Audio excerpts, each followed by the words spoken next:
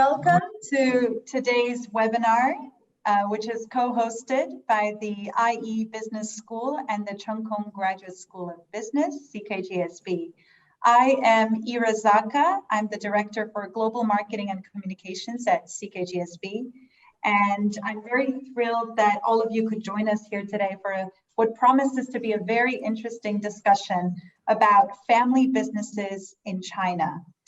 We're going to discuss today the role, the trends, the challenges, and the opportunities for family businesses in China, particularly amidst the current unsettling and uncertain global pandemic. As many of you probably know, I know we have a lot of family business next generation leaders here with us today. Family businesses play a very important role in the overall global economy, making up more than 70% of global GDP. Likewise, in China, it's a similar picture. Private enterprises in China make up 60% of the overall GDP of the country. And out of that, 85% are family-run businesses. So given the important contribution that family businesses make in the economy, I think it's particularly important for us to better understand them today. It is precisely against this backdrop that IE Business School's China Center and CKGSB are jointly releasing for the first time today a report on understanding family businesses in China, the path, the trend, and the future.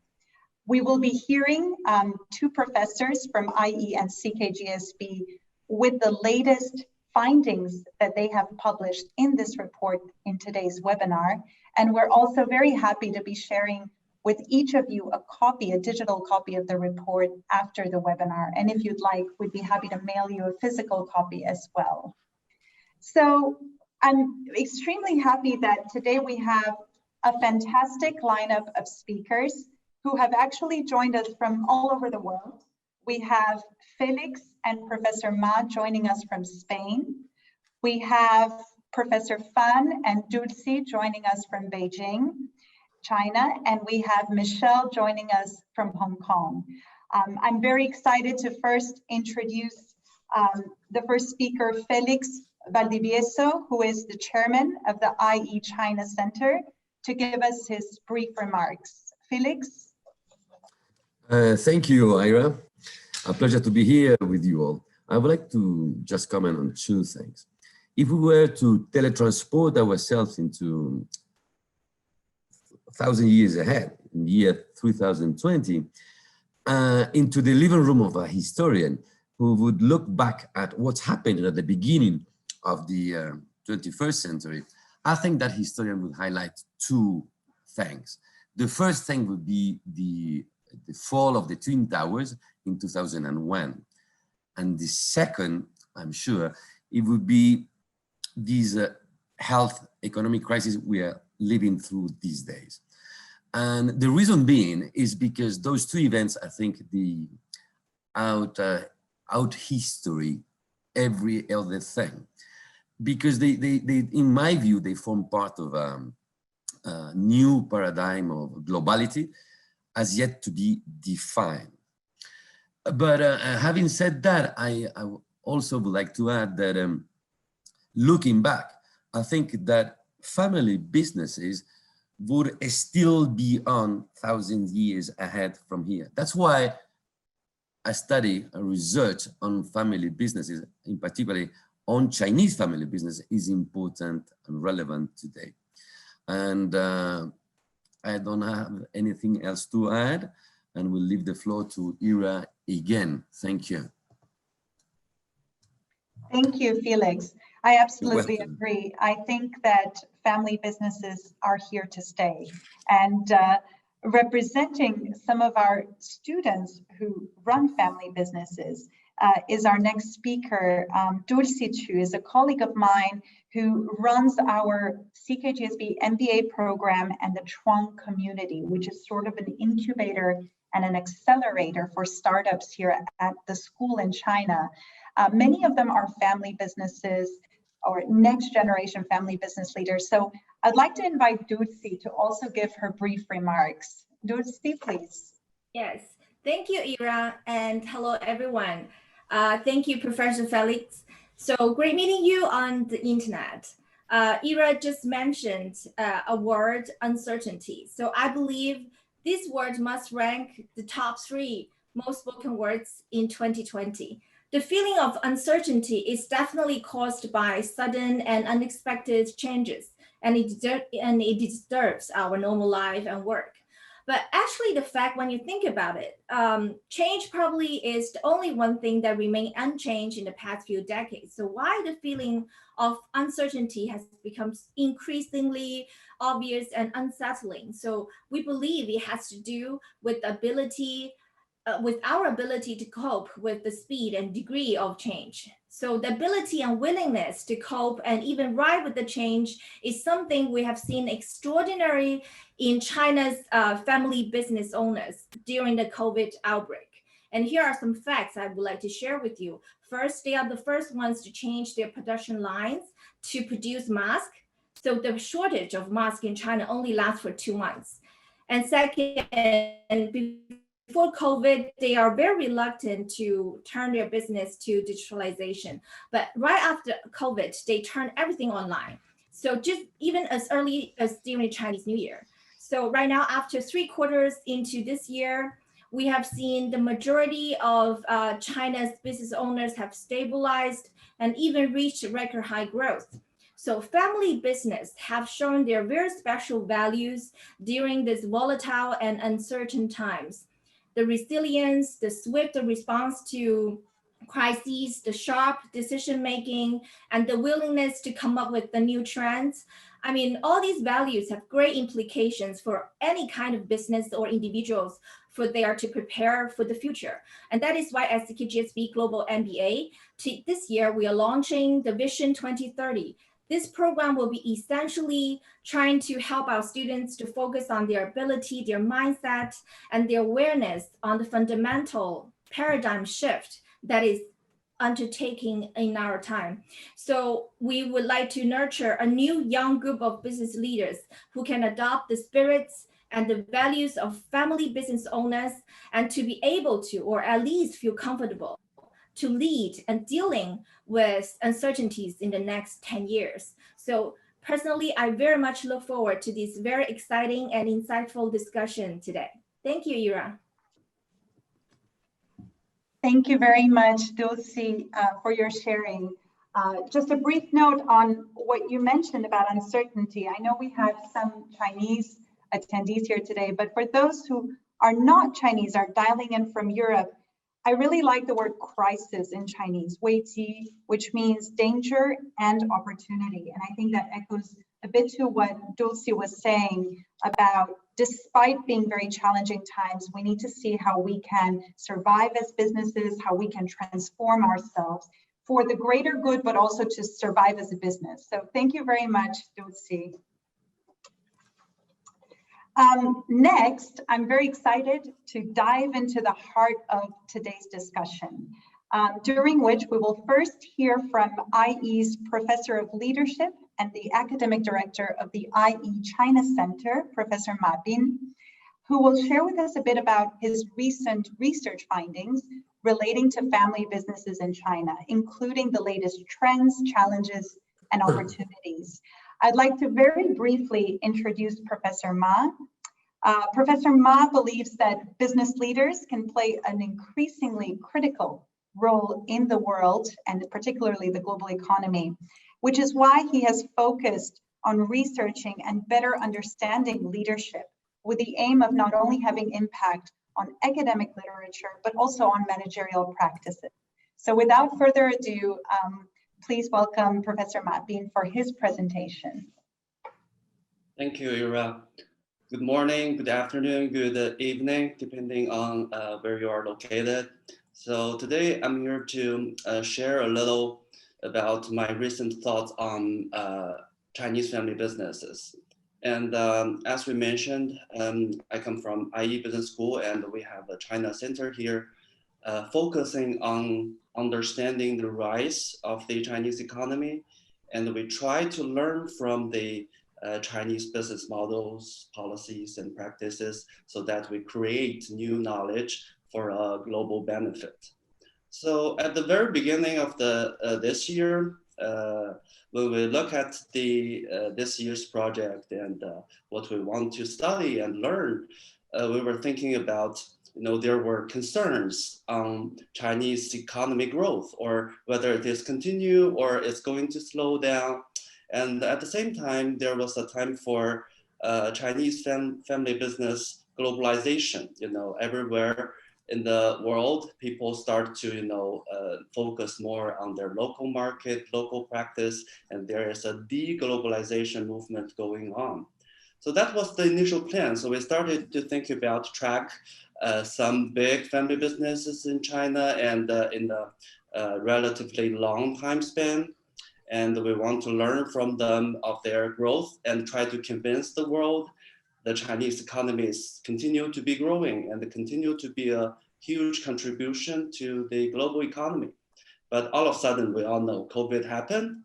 So it made us feel that if we don't capture the pandemic and we don't recognize the challenges, the opportunities brought by this pandemic, there's nothing to learn in this year, right? So this is the focus. So eventually we add more interviews of Chinese business owners, and we try to learn their practices and also explain it from a cultural perspective so that we know the similarities and differences, or whether we can use the same strategies in other countries to deal with COVID-19 pandemic. So the first purpose, understanding the Chinese family businesses and how they contribute to China's economic growth. We tracked 338 Chinese family businesses, covered 29 provinces. And also these companies are coming from 8 major industrial sectors with a 5 years time span. So with the broad coverage, we believe the sample would give us a sense of whether there's a trend for continuing growth. And what we did is to put their growth together with the GDP of China. So of course, with different units here. And we can see they're quite consistent, right? Both of them are showing strong growth trend in the 5 years we tracked. So that, I think, answers a question. Before the pandemic, the engine of growth is still very strong as family business in China for Chinese economy, as well as for Chinese economy's contribution to the global economy. But at the same time, we need to realize that the competition across different industrial sectors are also growing every year significantly. So it's a strong growth, but not without challenges. Then we looked at the family aspect of Chinese family businesses, and we realized the founding family is actually vanishing given the business itself is growing. So we looked at 3 indicators. One is the number of companies among the 300 something we tracked, whether they are still under the control of the founding family. And the second indicator was the average number of founding family members who are still in top management team. And eventually we look at the average shareholdings of the founding family.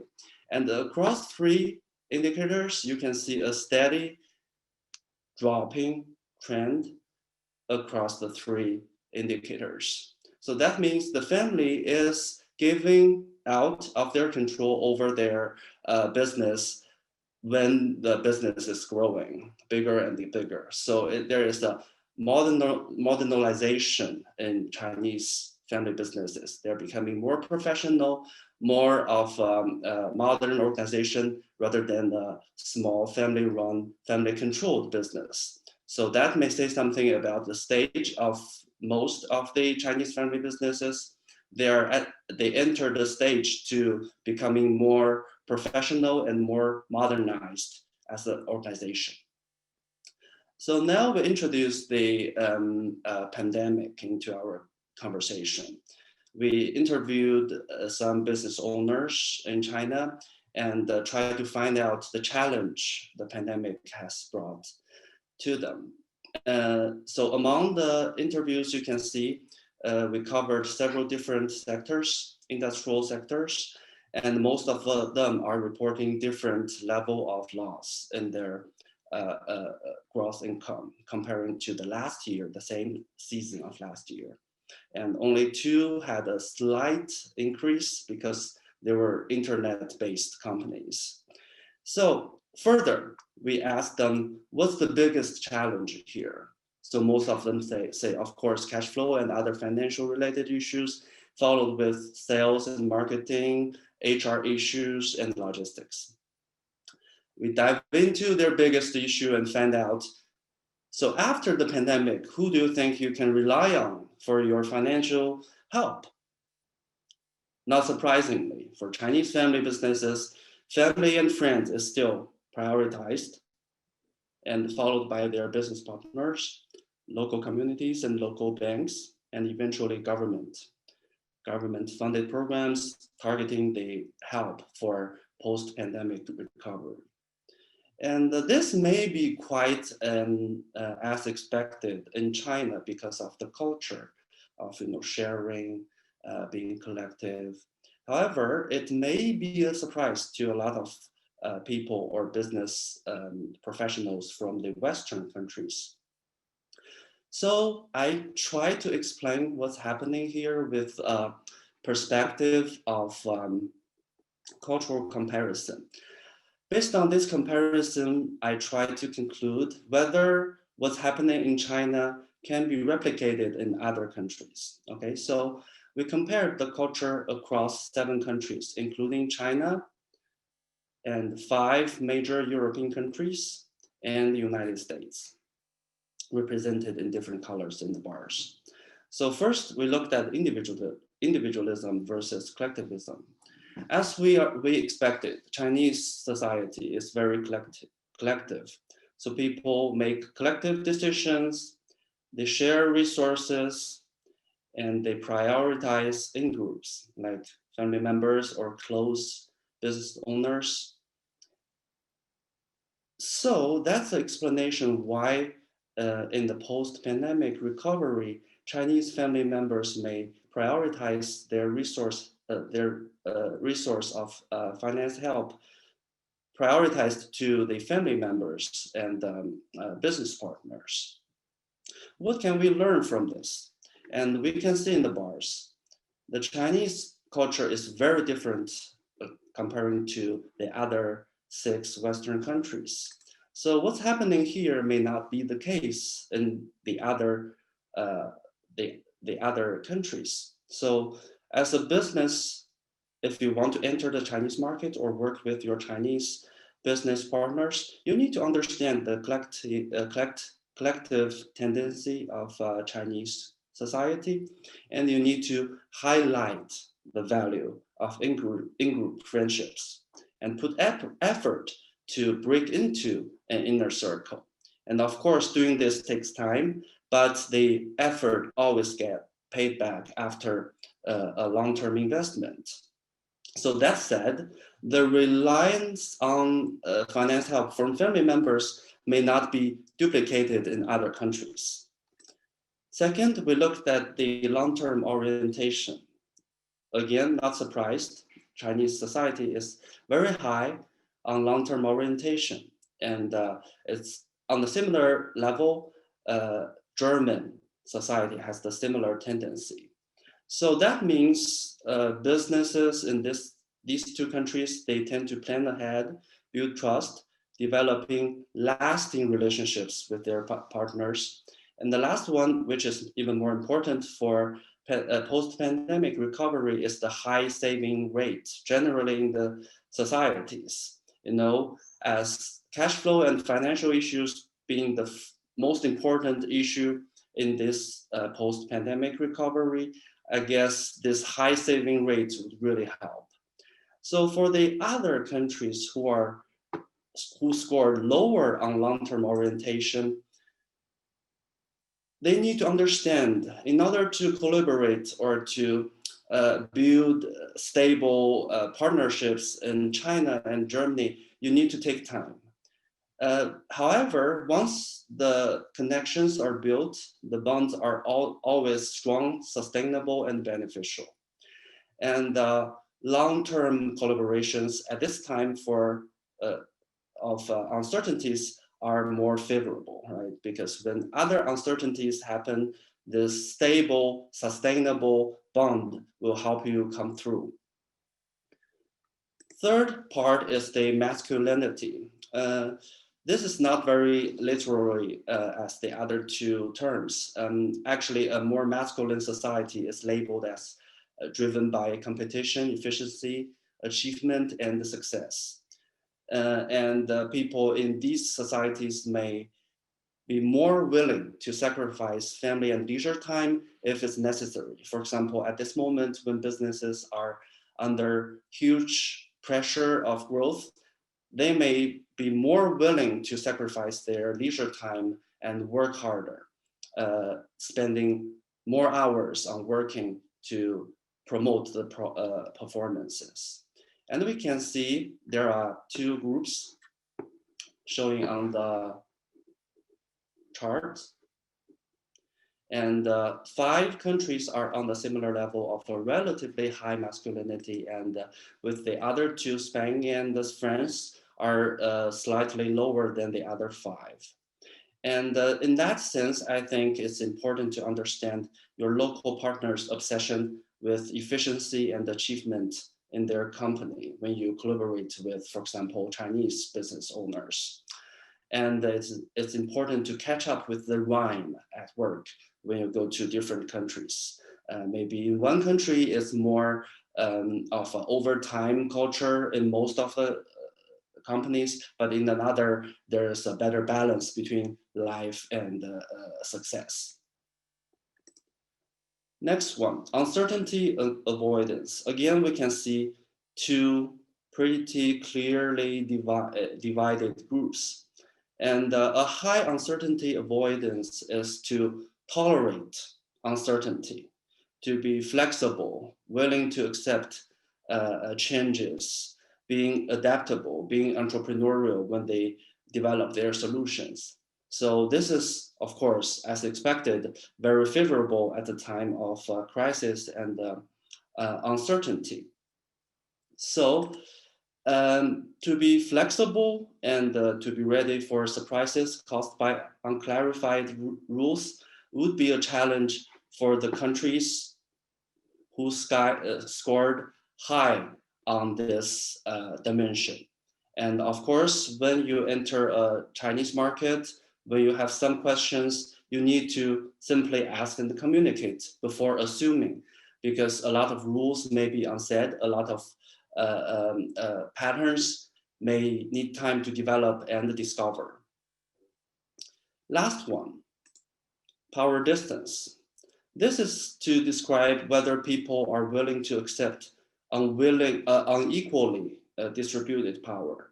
And also it has an impact on the relationship between government and society. So usually this is one of the dimensions viewed as the biggest cultural difference between Eastern and Western societies.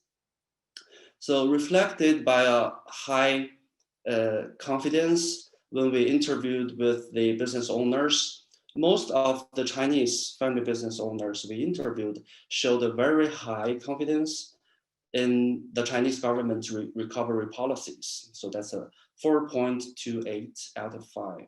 That's extremely high. So that's a reflection of the high score of power distance in the Chinese society and Chinese culture. In the time of pandemic and then uncertainties, when you build collaboration with Chinese businesses, I think it's important to respect the hierarchy. The hierarchy can come with different forms and shapes. For example, the position difference, the age difference. be aware of that and develop a sense of power dynamics when you collaborate. And to simplify it, you can start with some small gestures, like give a little gift in the first meeting, regardless of the value, of course. And when you have a long-term relationship with your business partner, you will get to know more and more about the sense of power dynamics and power distance in Chinese business environment and the society in general. So one step back to where we started.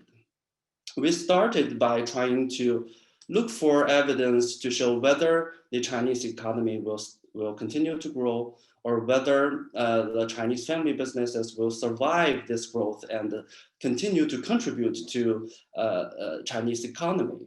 And with the data, I think we find the answer. So the Chinese economy will remain as a powerful economic engine to the global economy. And at the same time, as family businesses in China are growing bigger and bigger, it's an era for them to be more modernized organizations. It comes with concerns and practices of succession, for example. Further, with the pandemic, we found the challenges posed by the pandemic, but mainly focused on, for example, first the financial issues. But with the cultural characteristics of Chinese society, we have the confidence in the fast recovery. And due to these differences and the similarities among different countries, we would say the solutions would not be universal because there is no identical culture here. So understanding the cultural similarities and differences would be the critical part if you want to develop a local partnership with your Chinese business partners, or you want to enter the Chinese market in the future. So that'll be all for today's sharing. Thank you very much. Thank you very much, Professor Ma. I think you've provided a very comprehensive and also well-rounded understanding of family businesses in China, from the economic and managerial to the cultural perspective, which I think is particularly useful when you put it in the comparative context, providing some concrete advice to the challenges that I'm sure particularly some of the Western businesses face in finding partners or understanding Chinese businesses here. So thank you very much, Professor Ma. You're so welcome. Next, I would like to invite Professor Fan Xinyu, who is a CKGSB Professor of Economics, to also provide his take on the growth and development of family businesses in China. Professor Fan received his PhD from UCLA in the United States and has since been researching a great deal on game theory and its applications in the political economy, as well as in organizational economics. He also studies economic history and industrial organizations more broadly. Please welcome Professor Fan for his presentation on Chinese family businesses. Professor Fan? All right, thank you, Ira, and thank you, Professor Ma, for the wonderful presentation. So I will follow up on Professor Ma's steps and try to share some of my ongoing research about how to understand Chinese family business from a comparative perspective. So speaking of which, what precisely are we comparing?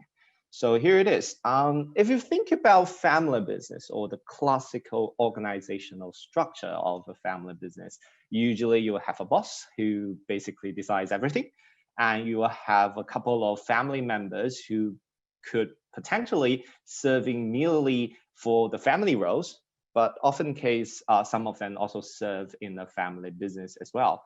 And you also have several professional managers who will run the business and for the boss, working for the boss. And when the time comes and the family business will seek for the next generation entrepreneurs to take over the business, this next generation entrepreneur could either come from within the family, or could be potentially external professional managers. And if you really think about it, it quite resembles the structures of dynasties and kingdoms where we have an emperor who also might basically decide everything and who has also a royal family. The royal family members could serve as merely family members for the emperor, or could also serve as ministers and governors for the royal court. So you also try to recruit from ordinary people and from the noble class, those bureaucrats and military generals, which basically serve the same role of professional managers in family businesses. And of course, when the time comes, you will need to look for next generation rulers who might be the prince within the royal family, or could sometimes be some external personnel. So as you can see these stark similarities between two organizations. So the next question we're trying to ask is that what can we learn from these similarities? And moreover, if we learn something from the dynasties and kingdoms, how they organize the regime, how they sustain and develop the regimes, can we apply the insights to family business? And the answer to that question is a definitely yes. And it's a yes for at least two important reasons. The first reason is that if you think about family business research, a key challenge presents in family business research in general, academic research or otherwise in general, is that it's very hard to keep track of a wide range of family businesses and investigate each one of them in depth. By the way, that's precisely why the family business report just introduced by Professor Ma Bing is so valuable in the sense that it provides a rare opportunity where we can really look into hundreds of family businesses and do in-depth analysis about them. But usually it's not the case. So because of the lack of depth and lack of data, it's usually hard to do family business researches. But the existence of the incidents and examples in dynasties and kingdoms thus provides a perfect complement towards this subject. So because as you can see, we have, for example, in China, we have more than 2,000 years of imperial history that we can learn from. And definitely we collect a lot of stories that we can also learn from. So that's the first reason, the richness in data. The second reason is that if you talk about Chinese family business in particular, you will see great influence from the traditional culture, as Professor Ma Bing just mentioned.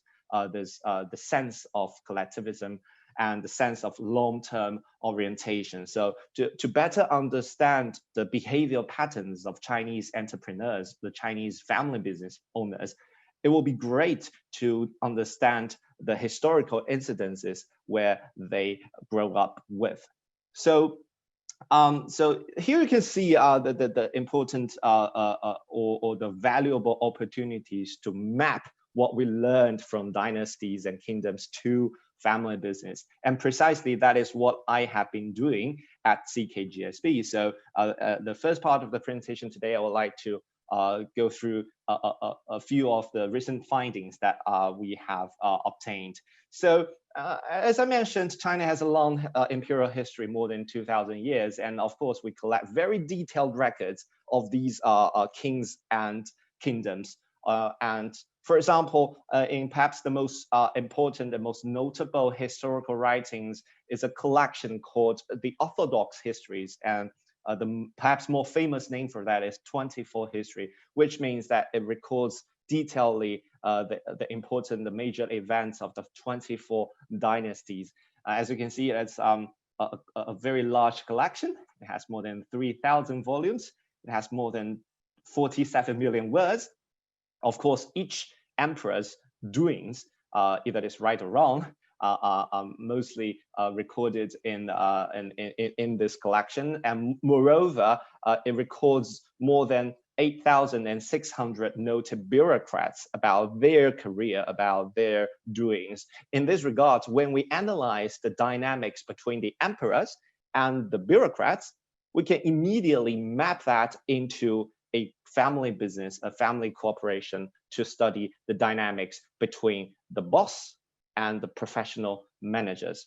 So let me go through a few of the findings or the patterns to show you how valuable this collection of data is. So first of all, what we did is that we collect basically, we digitalize, we have the digitalized version of this historical records, and we collect information of every notable personnel and to see what the names are, where do they come from, what is the first job, what is their last job, do they retire safely and peacefully, or do they get fired, or do they even get killed by the contemporary emperor. So here are a few of the results that I would like to share with you. For example, this one, in the horizontal axis, we labeled the different dynasties across time from Wei Jing period all the way to Ming Dynasty. And in the vertical axis, what we have is a distribution of family names of these bureaucrats. Remember, those should be mapped in our mind into the professional managers. So here you can see, first of all, you can see great variation across time.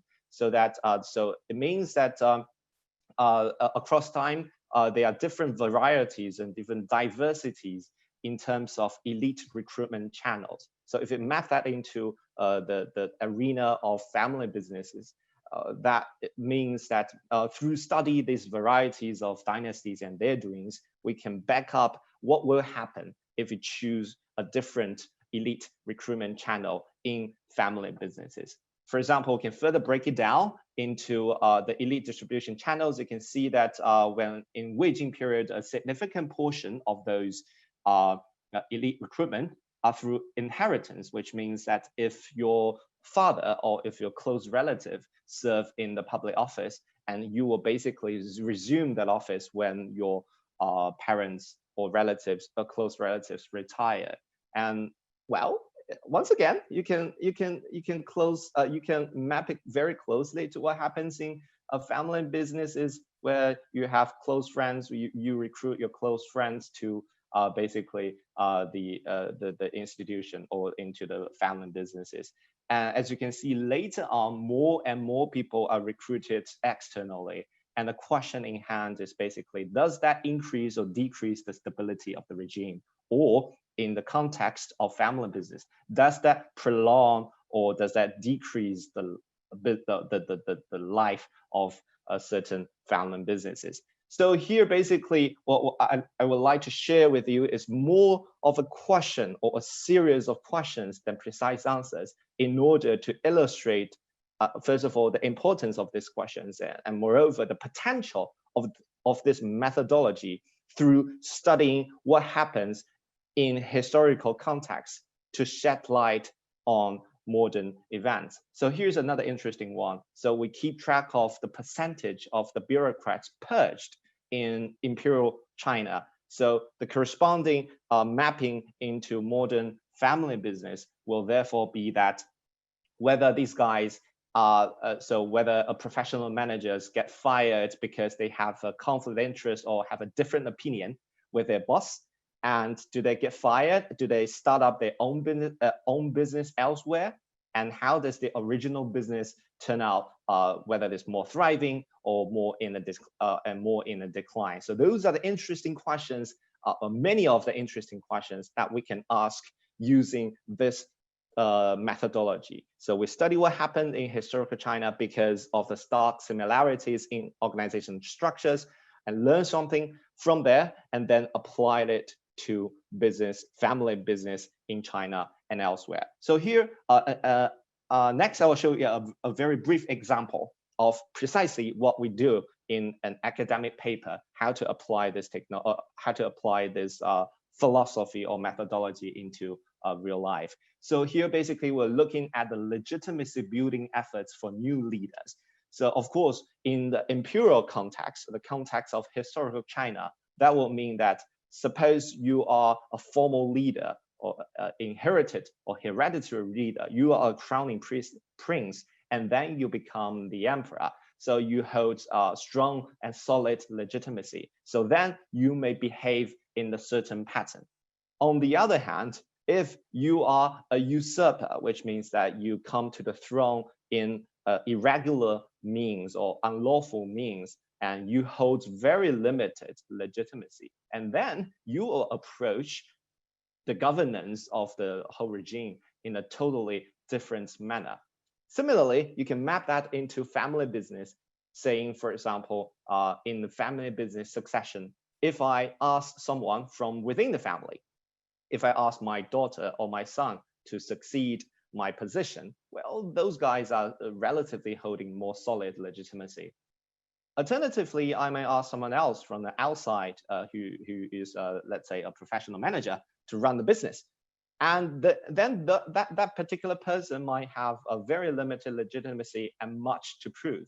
So then we keep track of the behavior of these normal rulers versus the usurpers to see how they differ in a variety of behaviors. And in particular, we keep track of their warring decisions, very aggressive decisions. And it turns out that these guys, the usurpers, or the guy with limited legitimacy, tend to fight more wars and tend to fight easier wars, so that upon victory, they can claim the victory and prove themselves in front of all the outside audiences, and put it into the shoes of family business that corresponds to, let's say, more aggressive M&A decisions by a professional manager when he comes to the top of the hierarchy. Moreover, we can think about, in fact, what we find in the paper is that usurpers tend to embrace more peaceful legitimacy building also more intensively, especially when they are weak, so that they are not sure if they launch a war, whether or not they can win the war. So these peaceful legitimacy building include amnesty, political marriages, and all kinds of rituals. And once again, if you map that into family business context, that will be more team building. There will be the nurturing of certain corporate culture. So as you can see, you can always do this one-to-one mapping from almost one-to-one mapping from the empirical story to modern corporate stories. And moreover, or perhaps more interestingly, this corporate insights are there in various surveys already, so that you can actually, after you derive all these stories, you can actually speak very directly to the existing corporate surveys. So for example, right now we have shown you that usurpers tend to be more aggressive upon taking the throne. They tend to launch more wars and be more violent, be more aggressive. And if you look at corporate surveys, here I quote a survey conducted by McKinsey in 2016. Basically, they asked a very similar question. They compare the behavior pattern of externally appointed CEO versus internally appointed CEO.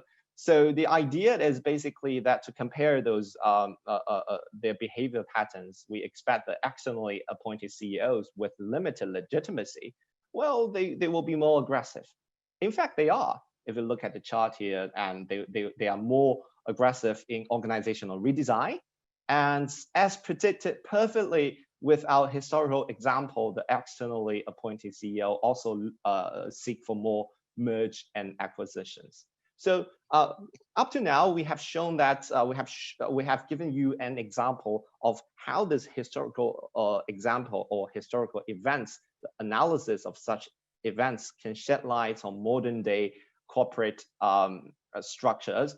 And it's also consistent with corporate surveys. But furthermore, it can also help us to understand, let's say, family business issues in family businesses. For example, family business succession. So that is something that I wrote about in the family business report that we co-published. We called it the double transformation in family business succession.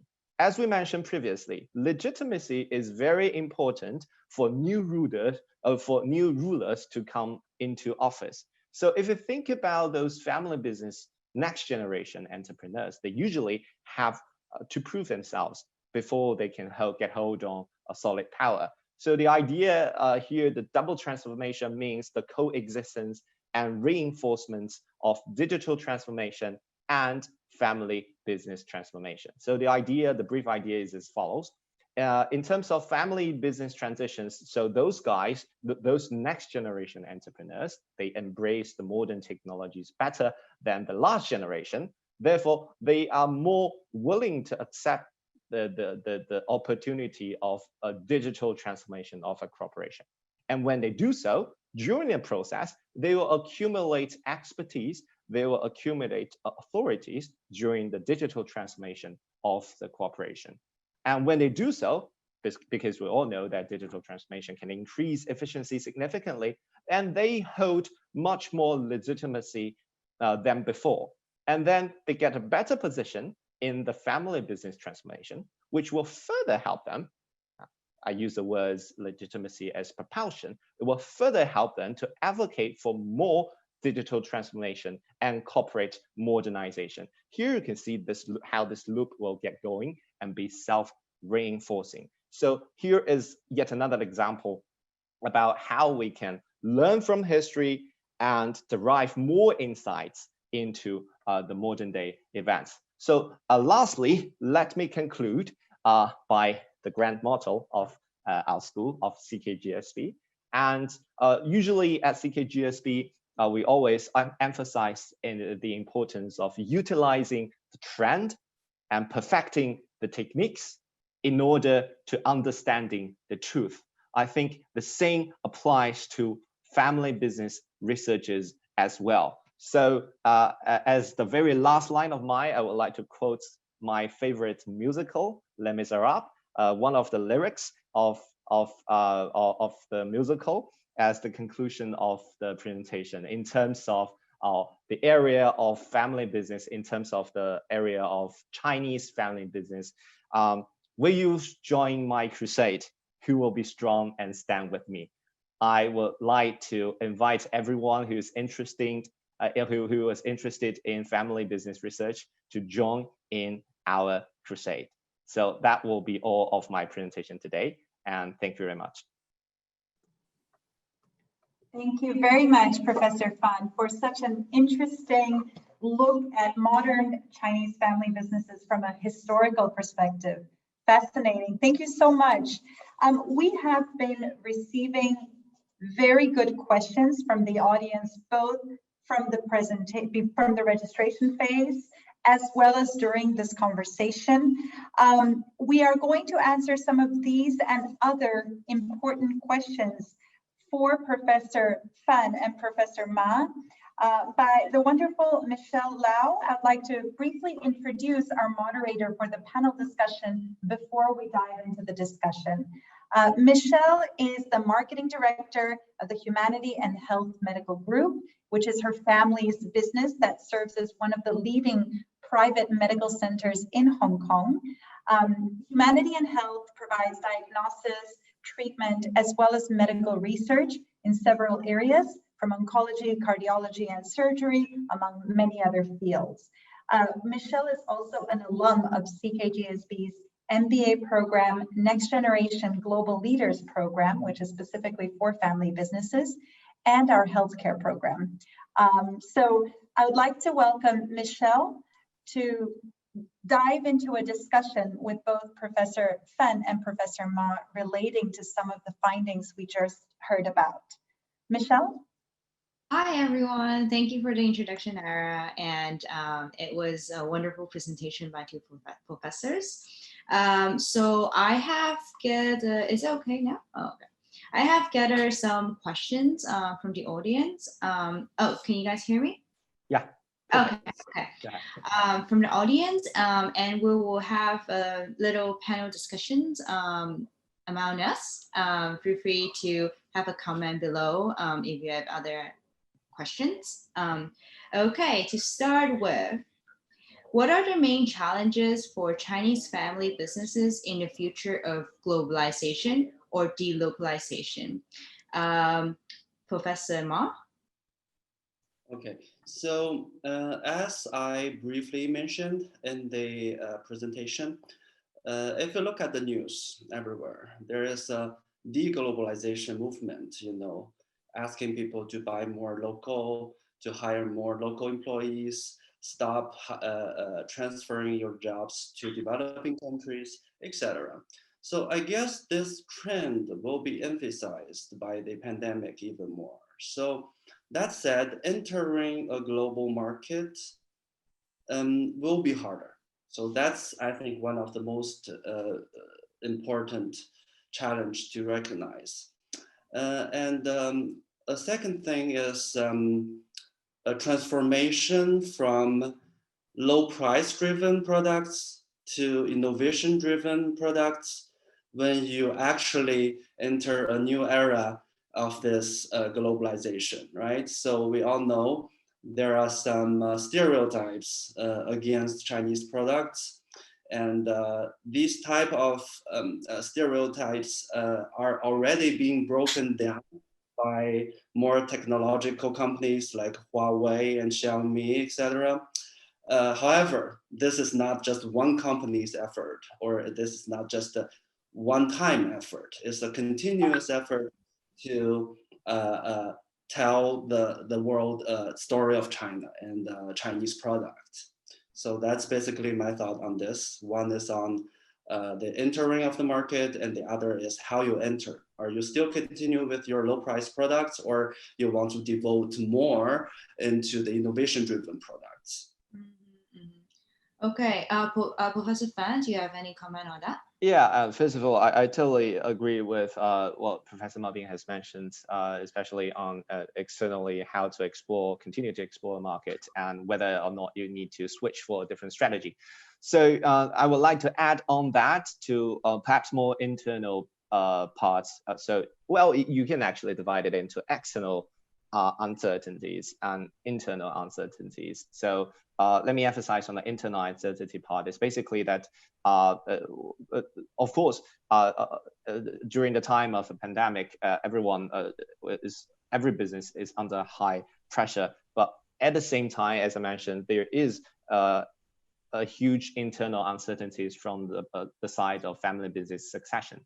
And of course, it coincides with the pandemic, but it's still, if it put out the pandemic, it's still a very big challenge for the Chinese family business nowadays, because if you really think about it, it's a very unique case for China in the sense that after the reform and opening up in '78, there hasn't been so many wealthy families being established under so short period of time, perhaps in the history of mankind, and as you can expect, they were in a certain age group when they were becoming wealthier and wealthier, and now they are in the age group that they have to perhaps pass the torch on to the next generation. So in addition to all the external uncertainties, there is an embedded internal uncertainties facing all the Chinese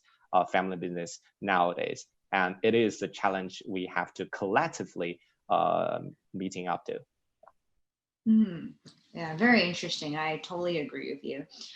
So moving on, what is the role of family businesses in the post-pandemic economic recovery of China? And will this be the same case in the Western countries? Professor Fan? Well, I think when we talk about the post-pandemic economic recovery, of course, China is doing a great job, and the private enterprises and the family business in China is doing a great job. I think as Juicy mentioned previously, that we have this very agile production processes. We can switch to the production of face masks very easily, and perhaps another medical equipment as well very easily. And well, Michelle, you're in the healthcare industry, so you know this better than I do. But I do want to emphasize something slightly differently than the production processes. So in terms of economic recovery, sometimes people will focus perhaps a little bit too much on the production itself, instead of the confidence in the economic activities and the confidence of consumptions.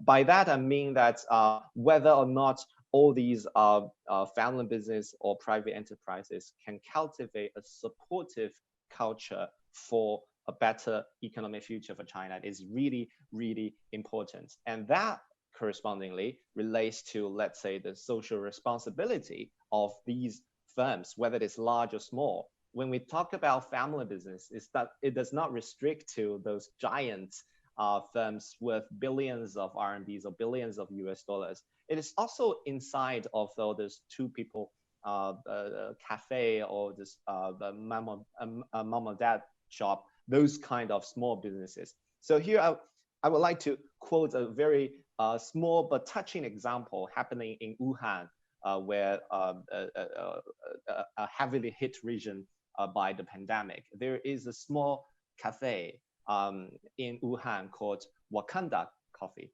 Obviously, this guy, the owner of the coffee shop, is a Marvel fan, obviously, and so these guys got trapped in Wuhan during the pandemic area. So it's almost the smallest family business you can think of, basically. I think the total size of the shop is 7 people or 6 maybe. And so what they do is basically since they got stuck in Wuhan, so they try to send free coffees to the hospital, to the doctors and the nurses and the medical staff in the hospitals. And that's already very, I think it's a very good exhibition of social responsibility, regardless of the size of the firm. But what's more touching in the story is that after the news media released the stories of this cafe, and basically the coffee shop receives thousands of online orders from nationwide, and asking them, first of all, to deliver the coffee to the medical staff, but at the expenses of these online customers. So here you can see that how one good deed can impact a lot of other nice doings at the same time. So that's what I call a very supportive culture, and the sense of social responsibility can have a very large, what we call in economics, a positive externalities to the society as a whole. So yeah, that will be my 2 cents. Well, one cup of coffee. Thank you, Professor Fan. That's very interesting, and that's very creative of them to be successful actually during the pandemic process. Do Professor? You can see. Oh, sorry about that. So yeah. there's one more. You can see how powerful this action is, because it balances very perfectly with the profitability motives. So if you think about, if one of those guys not in Wuhan who sends online orders to these cafeterias, you understand that I'm not going to pick up that coffee, but that coffee will help. First of all, it will help the medical staffs, but it will also help the survival of these Wakanda Coffee, the coffee shop, so that their kindness is rewarded, not only in some spiritual level, but also in business sense. I think that's what a good supporting business culture should be. Reward those who are doing nice stuff and in the business manner. Yes, and being very creative too. Yes, Professor Ma, do you have any comment on that? Sure. I think the story of building or cultivating supporting culture is more or less universal. And here in Europe, I hear, for example, a lot of friends of mine are trying to order more deliveries from the local restaurants, so that they know they dine out like virtually more, so that they help the local restaurants or the restaurants they like to survive in this tough time. And on top of that, I think regarding the role of family business in the post-pandemic recovery, I think as usual, family business in the world is a really powerful engine to growth. And even with some smaller businesses who cannot survive in this tough time, there is a very big chance for them to reopen after it when time is better. And however, the reopening or recovery time will, comes with different source of resources, depending on how your local society works. For example, in China, as I mentioned, a lot of the business owners, they want to prioritize their family connections and business connections for their financial resources. We can imagine maybe in the United States, the market would be more depending on, you know, the loaning system from the bank and the financial leverages. And in Europe is a combination between government strategies and the local banks, right? So because of the different sources of finance support, the recovery is different. But what's the same, what lasts, what hold is the role of family business. We are very confident in the role family business is going to continue to play in the recovery. Mm-hmm, mm-hmm. Totally agree. So moving on. Oh, and we should support local businesses too, like especially in Hong Kong, where like the pandemic hits and restaurants closing down, stuff like that.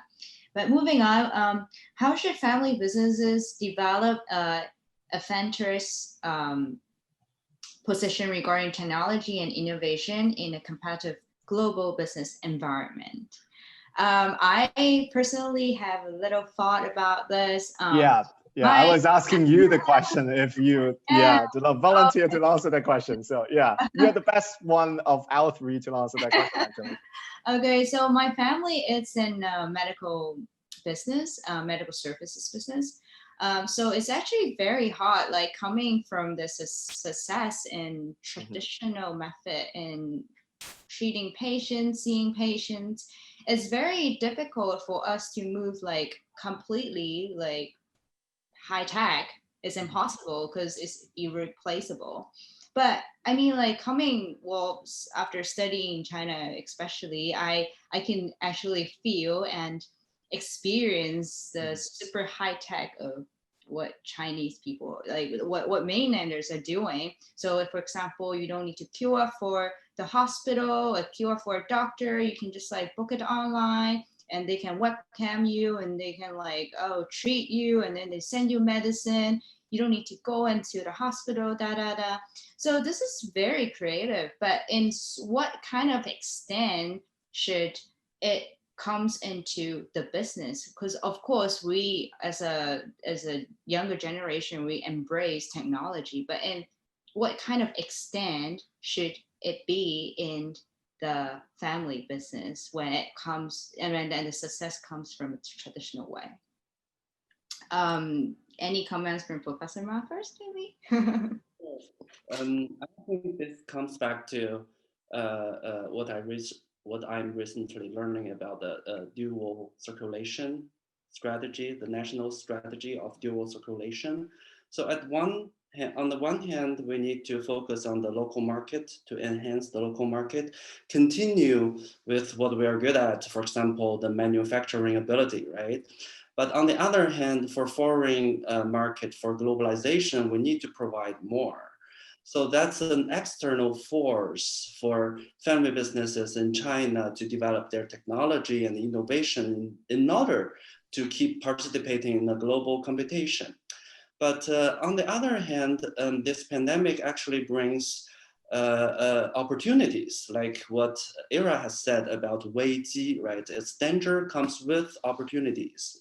The opportunities can be, if we look at the research on innovation, resource is very important. There is the resource-based view on innovation.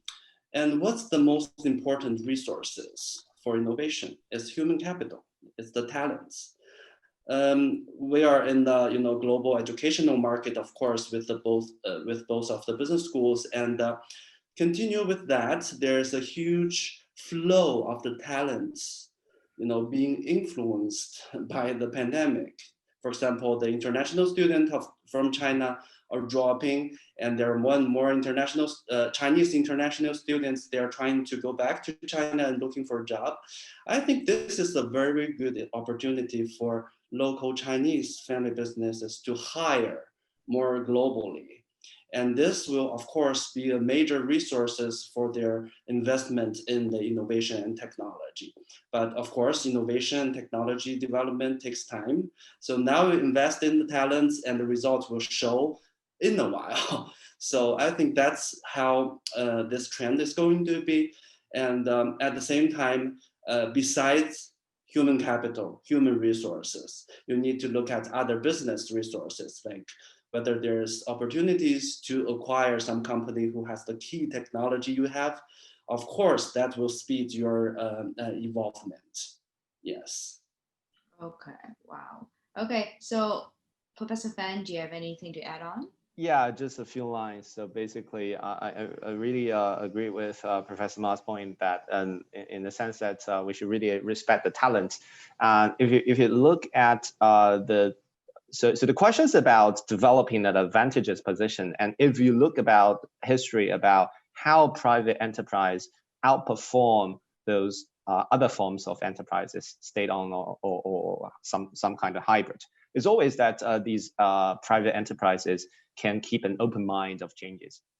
So that's very important, and which means that when new technologies come in, when a new generation of talents come in, these guys or the family business or the private enterprises in general are more embracing the changes in a sense that they can understand quicker about the new knowledges. They can understand the work or the lifestyle of the next generation talents better than some other forms of organizations.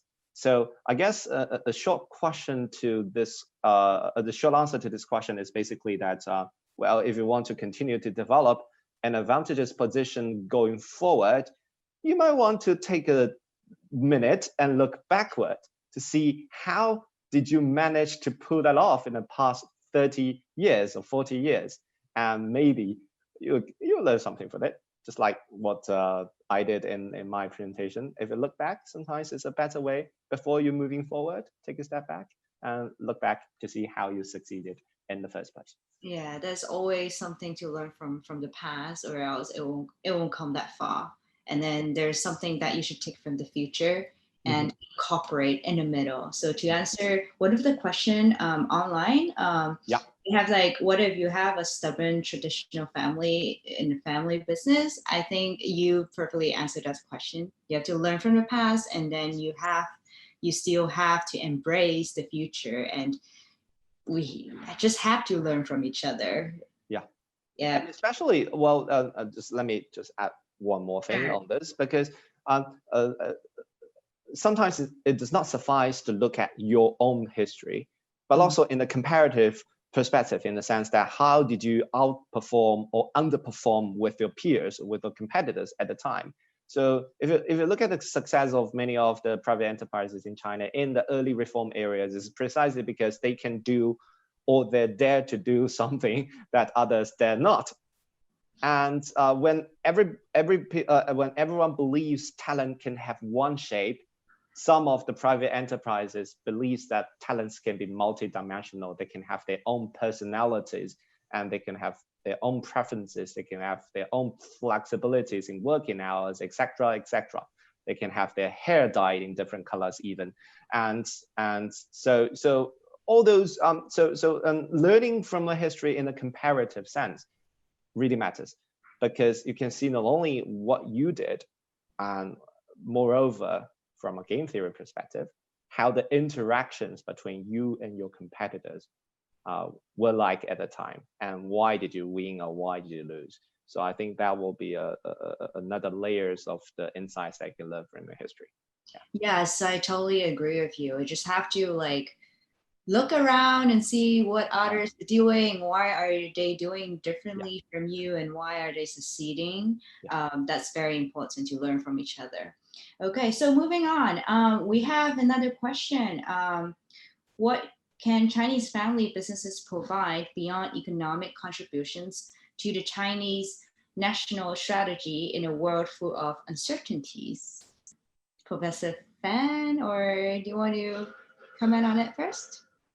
Yeah, that's a very interesting question. So I cannot help but recall basically what I watched another day on on CNN on the particular day when Van Jones mentioned about the results of the US elections, and the precise wording he was using were character matters.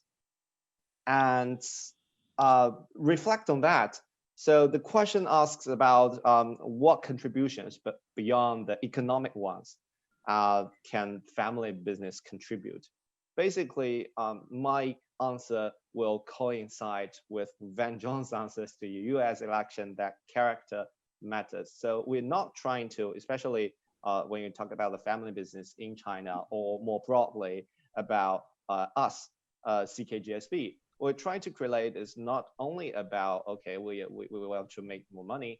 As Dean said, we come to the school not only about to learn how to make money, but also why to make money. So the meaning of profitability and the meaning of using your fortune to achieve something bigger than the profit itself, that really matters. And speaking of the current situation in terms of the pandemic, and speaking about the characters in pandemics, we can actually see many of the family business owners, and especially the younger ones. Some of them are basically your classmates, or you're from the Next Gen program as well, right? So yes. You are the third batch, I believe. Yeah. There's a student from the 7th batch. Basically, she was practically producing face masks in one of her own factories. And then she wrote a lot about, first of all, about the scientific knowledge in how to fight the virus, but also a lot of articles that reflects the appreciations of these essential workers, which is not usually in news articles. People are not aware of how hard they are working and how their work matters to the general public. So in this very sense, the family business entrepreneurs and the next generation family business entrepreneurs has a unique opportunity and perhaps a unique duty, in the sense that they can reshape the business civilization of the future of the Chinese business landscapes. Yes, I agree with you that like it takes some like creativity to push it forward. Yes. I mean, like in the extended branch, right? So you can do a lot of things like with the resources of the family, or with the expertise of the family, which is what I'm doing too. But moving on next, Professor Ma. No, share with us what you did. Yeah, I agree with Professor Fan. The social aspect of the businesses has been highlighted these days, not only because of the uncertainties we are facing, right? When human beings are facing uncertainties, it requires collective decisions and collective reactions that play a role in the social aspect. But at the same time, it's I guess the family business, again, building upon Professor Fan's argument, should consider bigger than just profit, right? We're at the stage of the humanity that people really need to understand and communicate with each other. And if we talk about character of a person, that's personality, more or less. But if we talk about character of a country, that's basically the culture, right? So how the Western countries, the audience from Western countries, or anywhere else outside of Eastern Asia and China, to understand the Chinese culture. It's one big platform is through the operations, the strategic behaviors of family business who operates in foreign markets, right? For example, I heard a lot of family business are buying vineyards in Europe or hog farms in Europe. That's good strategically, but at the same time, how to make the strategic behavior as a platform to communicate your culture. You appreciate collectivism, you appreciate long-term orientation. How do you communicate this cultural aspect to the rest of the world? It's very important. So based on the common understanding, a mutual understanding, it eventually goes back to what Professor Fan just raised, the social aspect. then people would understand, oh, the acquisition, the buying behavior, the strategy is not only for financial or profit purposes, but also for some social purposes. And it's reflecting a consistent cultural behavior we're having as Eastern Asians, right? Yes, that's my thoughts on this. Thank you, Professor Ma. So moving on next, like how do you ensure effective governance in a family business and minimize the risk in times of crisis, such as during the global pandemic? Professor Ma, do you have a comment on it? Sure, I can take it as the first, like the break for the jet, right? I think we just keep doing what we're good at as Chinese family business owners. Like I said in the report, we're good at long-term planning. So that means we are more conservative on using financial leverages. We have a higher saving rate in the society. We rely more on the cash flow in in the community we are familiar with, rather than relying on a banking system, etc. I think this may not be appreciated in another time, but under the time of uncertainties, these efforts or tendencies would be really very much appreciated. So we keep doing this, be cautious, of course, take risks, but being cautious on the financial sources when you are dealing uncertainties, right? That's one aspect. And on the same time, use your money wisely, invest long-term, again, in innovation and technology, because as we mentioned, it takes time to see the results. So in order to see the results in maybe 10 years, you need to start to slightly invest now. And the last one is, again, comes with the opportunities you are going to face in the post-pandemic recovery across the world. The market will have a rebound, right? People start to buy even more than before. And on the other hand, there will be a lot of opportunities to buy technologies and to hire talents, like I mentioned before. Thank you. Professor Fan, do you want to add on? Yeah, when Professor Mabin speaks about the long-term aspect, long-term planning on the long-term orientation, it certainly reminds me of one of our CKGSB alum stories. They are also family businesses, and the other day he was sharing, in fact, not about the family business per se, but about the family education. He mentioned how he educated his son precisely the way that his father educated him when he was young. In particular, he was talking about when the little boy had a fight with another boy in the kindergarten, how should you deal with it, how should you make peace with the other kid, and how to make this conflict and put an opportunity for future friendship. How do you encourage or how do you comfort other kids when they are not so happy, which happens a lot in kindergartens, to cultivate the sense of teamwork, team spirit, and of course, consequently, leadership, because the one who initiates such efforts usually will be the leaders later on. So you can see, so the reason I'm raising this point is about when you think about long-term orientation, of course, it's about a long-term investment. It's about long-term decision-making. And perhaps equally important is about what is your legacy, as Professor Ma mentioned, non-money-wise, non-financial-wise, and how does that affect the formation of a shared value from the grandfather generation to the father generation and all the way to this little kid in the kindergarten. And if you do it properly, as this CK alum did, and many of the times you will also be rewarded financially and perhaps very significantly. For example, right now I was checking the stock prices. This very company went public a few months ago, and the share price basically tripled in the past few months, starting from 6 something to now this 20.5 something. So you can see that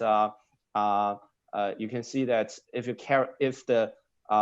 carry on the correct legacy, not only business-wise but also value-wise or culture-wise, it will take Clio to perhaps further and further. Yeah. Thank you. So I have a little question for Yes. myself. So for effective governance for family business and minimize risk, sometimes risks come from the kids, right? Yes. Kids might be a very big problem too. Yeah. When do you think it's a good time to jump into the family business? Do we start early, as you said, the example that you talked about, or Yeah. shall we explore and then look around the world? And do you have comment on it, Professor Ma? Sure. I think first, there's a big culture of the nation, but there is a small culture in your family, right? And that culture varies across the axis of time. So when you were younger, your career planning would be more dominated by your parents, but eventually you may start to discover your own interests, right? So that discovery may bring risks and also opportunities to your own family business. Mm-hmm. And also to govern or transfer the governance from the first generation to younger generation. I guess we need to start to think about whether it's a choice or it's a must, right? So we sometimes, as Eastern Asian culture, we underestimate the communication among family members. We assume, because we have a high tolerance on uncertainty, we assume my kids or my parents understand me. But I think that's a good start to realize there may be wrong assumptions. So start to communicate. Don't underestimate the communication with your family members. I think that's the first step to avoid such risks brought by the new generation. It is. I mean, like, we have our own thoughts, our own like interests. Like, for example, for me, example, I never, like, coming from a medical field, family background, I was never ready to be a doctor. I hate being a doctor. I swear I don't want to be a doctor when I was very little, even my brother. So it's actually depends on you. I mean, like, whether you want to take it or not, or whether you feel it interested you at the beginning or later, or as you said, whether it's a must or is there a choice. So for example, I studied marketing in Berkeley, and then I came back. I'm never ready for taking over the business because I was so young. I don't know anything about the world. So I would just like throw myself out there, do a couple of corporate jobs, and then I will seek for my interests. And then like 5 years ago, I had my own business in portfolio management. So I was working very well right now. I have my career, I have my passion. But at the same time, I feel like there's like a sense of responsibility where you have to take care. It's not take care, maybe help out your family because you are the successor of the family. So how do you balance it? For my opinion, I try to create more on myself. So I get stronger on what I am on my behalf. And then create a branch, for example, like going back to the family, or it's not like either I'm doing this or that, maybe they can do it together. So as our generation, we can always create something new, which we have a backup of our family resources, and then we use it well. Like CK always taught us, like, utilize your resources. That's one of the key thing I learned from my MBA is that you can do your own thing. It's not that, oh, I have to go back. I don't want to do whatever you do. I'm not capable of seeing patients too. I'm not a doctor or a professor in medicine. So, I mean, yeah, that's my thoughts. I mean, like we have to create our own professionalism, and then we can help the family more efficiently. Either like if we jump in right away, nothing, knowing nothing, and then they teach you the way that you cannot accept it. So that might be worse. What do you think?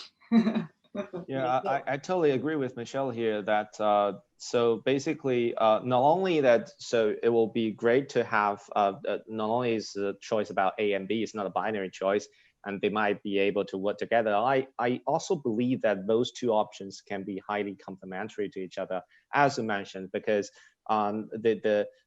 you accumulate the experiences. Some of them might not be transferable to your family business, but the managerial experiences, your leadership, your charisma, the wisdom that you accumulated in decision making, those are definitely the transferable human capital to your family businesses. And of course, those are also your personal wisdoms that you can add another perspective to the family business, because previously, if everything you have learned is is what your parents have taught you, so you'll get a smaller and smaller information set. And of course, if you have an outsider have a different perspective, to have a different vision and more information, is usually not a bad thing in economics and in business world. So I think I totally agree with you there. Yeah. Totally. And I think for the managerial skills, by creating your own business, of course, you polish that area, and you don't need to be a doctor to lead doctors, right? Yeah. So that's why I told my dad too. Yes. And but at the same time, by creating a business which is very apart from your family business, and trying to balancing the two, I think it comes back to the question of choice and or a must, right? Yeah. And also as a leader, you are exploiting your personal resources. So when the two business keeps growing, and it may be a question of how sustainable this can be. And also keep in mind that in the vanishing family, in the growing business section, we mentioned most of the companies, the founding families are going to lose control over time when the company becomes too big. So I understand as a second generation, the responsibility of taking over and to help out the family. But at the same time, by looking around, like we talked about, the trend is to,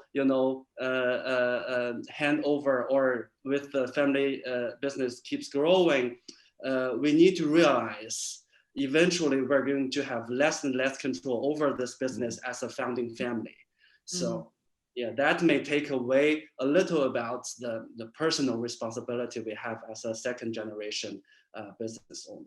Yeah, it's a very hard balance to fight on, but time will tell. And then eventually I mean, like in the younger age that you want to explore the world, right? But I mean, you have to balance it out.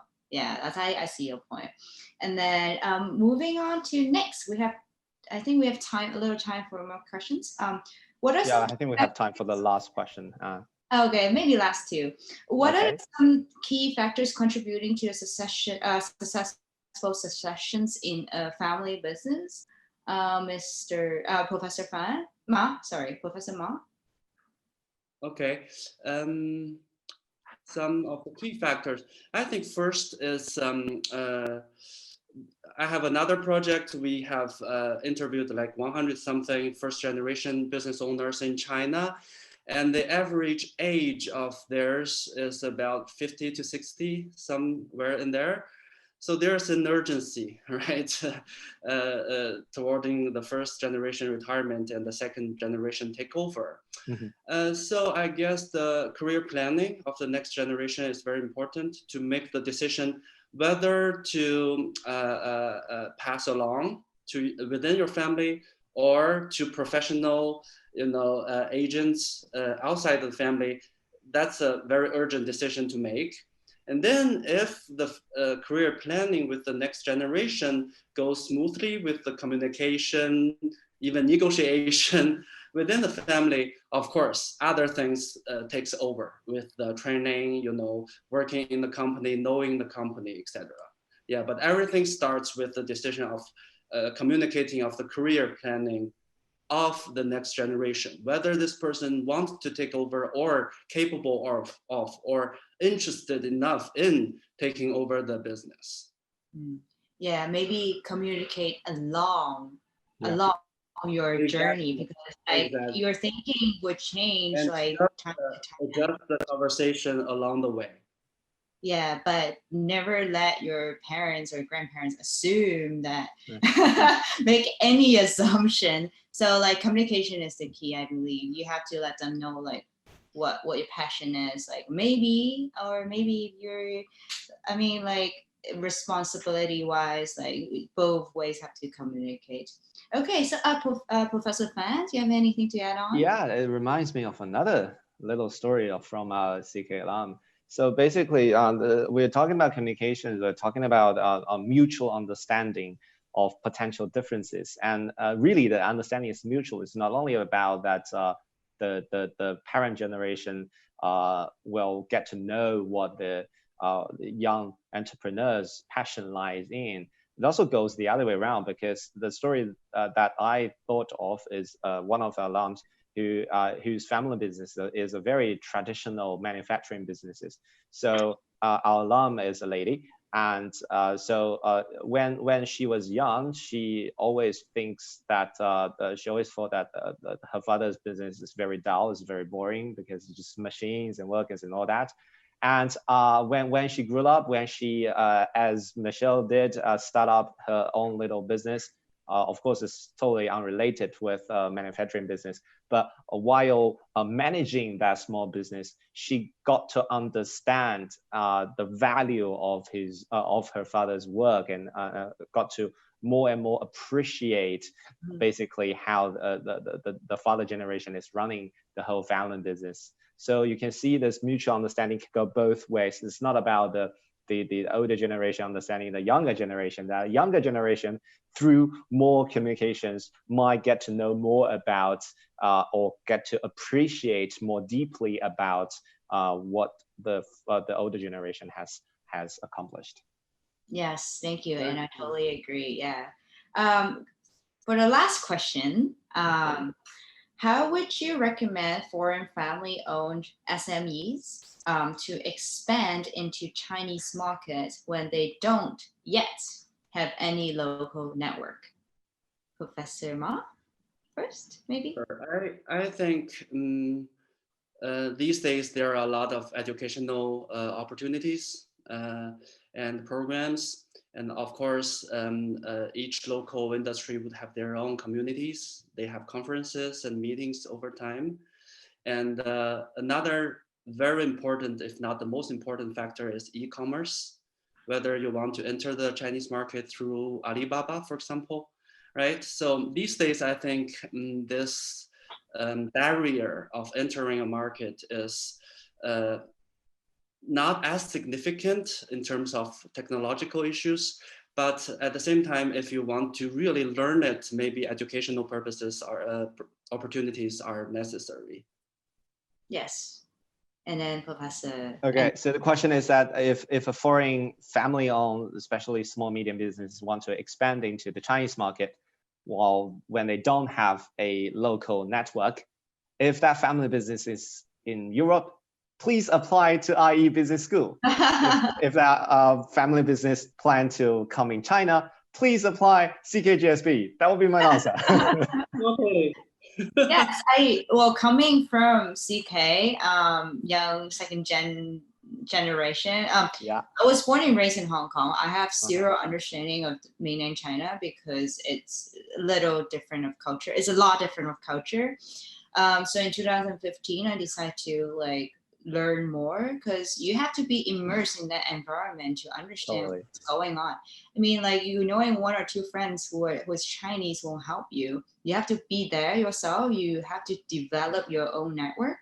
You have to be sure you reach out to whatever is related to your own business or what interested you, or explore any other opportunities. I mean, for me, it's coming I had free courses over 5 years with CK. I'm still believe it's helping You me. mean free programs? Free programs, yeah, free programs over 5 years. Over the past 5 years. I'm still on one.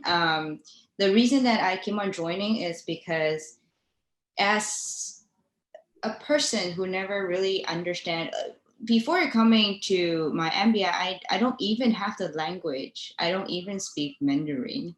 But now I guess I'm kind of fluent in it. You know the people, you know who the right people to go to if you are in That's very this important. country. But when you are in this country, I mean, you have to find the best platform for yourself for lending. You don't like go seek a job in China and then you expect something that can help you a lot. You have to put yourself in a diverse platform and you have something to offer to people, and people will have a lot to offer you too. So this is a community that I really appreciate because it comes from everywhere, but it's a top 1% for sure. So with international background too. So for my experience, this is the easiest way for second gen or third gen to understand or connect to the Chinese business. Yeah. Totally. Yeah. Very well said. Into the culture background to learn it. Yes, you need the exposure. Yes, I remember I don't even know how to call a taxi, but right now I just have Didi Dadi, right? So you order food online because they don't really have that one in Hong Kong. So I mean, it's very amazing how you adapt to the technology you mentioned about, or you just have to be there. You cannot be very remote. I mean, that's the point, and to be connected to people with both sides of knowledges. Well, have that said, do you guys have any things to add on? If not, don't forget to download the report and read the report. Yes, that's very important. So this will be the end of the panel discussion. Thank you very much, both professors, for very insightful presentations and comments. I'm very honored to be part of it too. And thank you, Ara, IE. Maybe Ara can have a few words. Thank you so much to Michelle, Professor Fan, and Professor Ma for such an interesting discussion. I think everyone, I can speak on behalf of everyone, that the panel pretty much touched upon all relevant topics from globalization and deglobalization to innovation and how that can be fostered within a family business, as well as from one generation to another, family education and learnings in that regard. To minimizing risk through governance that Michelle mentioned. In fact, I'd like to particularly thank Michelle as well for her wonderful role as a moderator, but also telling us from her perspective as a next generation business owner, what are her experiences, her insights. I found the point on transferable skills and how you can work on yourself to be particularly valuable. So thank you very much to Michelle, and of course to our two professors, Professor Ma and Professor Fan. Thank you very much. So all of the participants, we really appreciate that you dialed in today. We will be sending you an email with a joint report on family businesses in China after this event. And we encourage you to go on our LinkedIn, Facebook, Twitter, and Instagram accounts to find out more research and perspectives on both schools' insights. Thank you so much. Thank you. Thank you. Thank you.